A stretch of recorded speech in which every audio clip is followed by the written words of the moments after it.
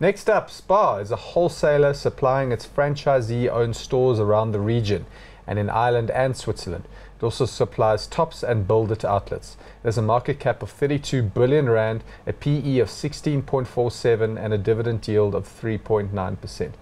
So there's the share graph. You know, Spar had a fantastic 2015 and it's bobbled around since then, just like many of the other retailers.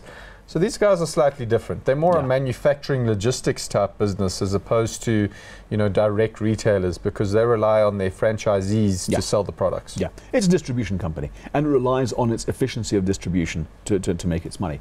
And in that regard, it really is a phenomenal operation and has been for many, many years. Spun out of Tiger Brands about 10, 12 years ago, I guess. And it's done well on the exchange. And it's spread its wings outside of South Africa. So, you know, I suspect license agreements don't allow them to go into the rest of the African continent. But they've bypassed that entirely. And you see them in Ireland, south of England, and more recently into Switzerland. And they've done surprisingly well in Ireland. Now, when they first did it, there was a lot of skepticism as to whether they'd be able to cut it or not.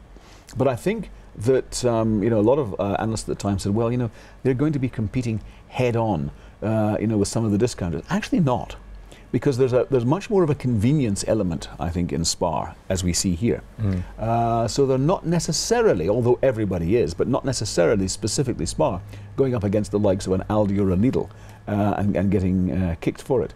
So no, look, I like this operation. And that Irish economy has turned around incredibly. You know, they've really taken on their advantages. I think now with Brexit even more so, you're probably going to find a lot more businesses want to do their operations through Ireland. They're a tax haven. So they've certainly taken advantage of their position, and I think the timing of Spar's acquisition there was pretty well timed. Yeah, it was brilliant. I mean, it's quite ironic that there's Spar brands all around the globe. It's the South African Spar that's sort of put their hand up as the consolidator. You know, they're probably going to look to buy more Spar brands around the globe. And it's amazing because they went into Spar in Ireland and in Switzerland, and because they've got the tried and tested Spar methods of doing things, they were able from day one to hit the ground running.